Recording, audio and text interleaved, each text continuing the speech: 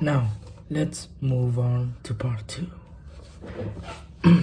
Question 1. What are the differences between old people and young people when they use the internet? Well, the differences, between old and young, citizens in the use of internet, can be quite pronounced, due to the varying, levels of comfort with technology and yes, purposes of use and, overall familiarly. And yes, in young people, they are generally more comfortable, influent with technology, and they having grown up with internet, and digital devices, and they tend to adapt quickly to new apps, platforms, or updates. But yes, but in old people, they may face a stepper, learning curve, with new technologies, and some elderly adults, are less confident, in navigating the internet, or may need more time, to learn new systems. Yes, let's move on to question 2.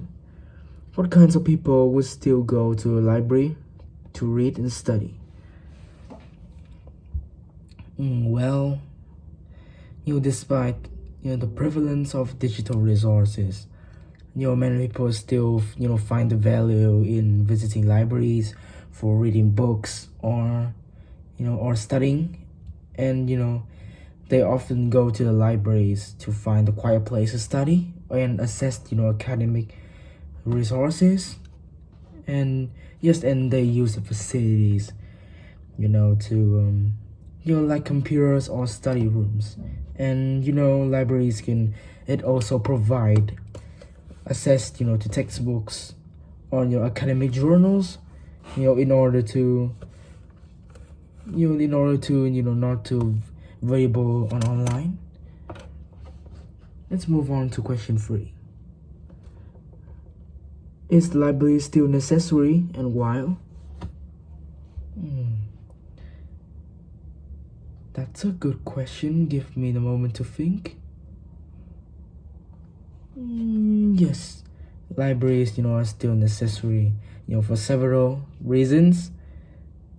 Yes, they serve as a crucial community hubs, and it offers a wide range of services, beyond just book lending, and libraries, provide free access to books or digital resources, or information, that might otherwise, be inaccessible to individuals due to cost barriers.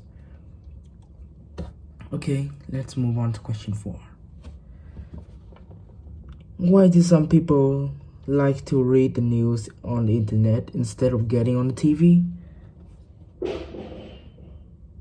Yes, people often, prefer reading the news on the internet over watching it on TV, for several factors.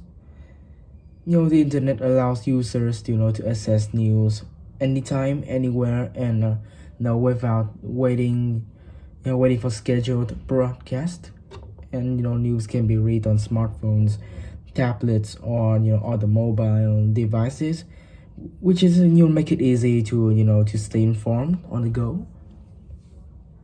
And yes, online news provides access to a wide range of sources and viewpoints, and allow readers to compare differences on the same story.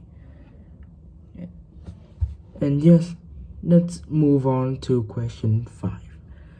What are the difference between the internet and television? That's a good question.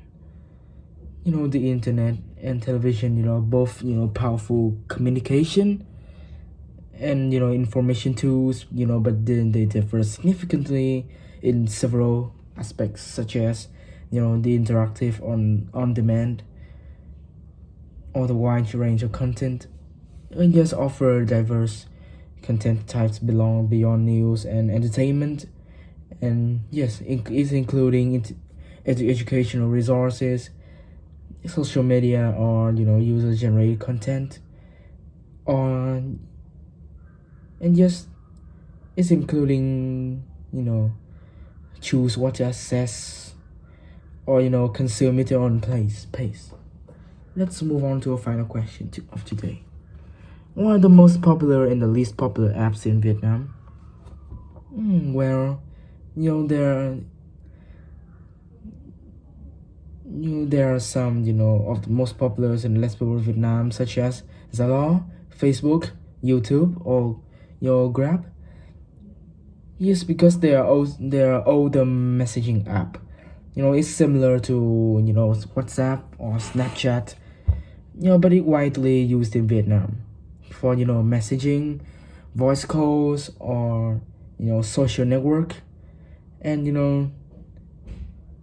it's popular in it's popular in talking to each other, communicating or socialize, or updating some videos, music, or entertainment content. And yes, it's really it's a popular popular comments platform for online shopping, or for transportation or food delivery services. mm,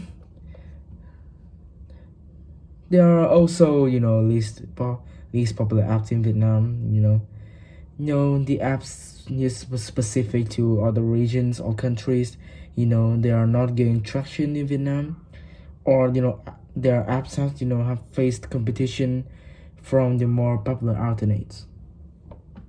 Okay, that was the end of my speaking. Thank you for listening.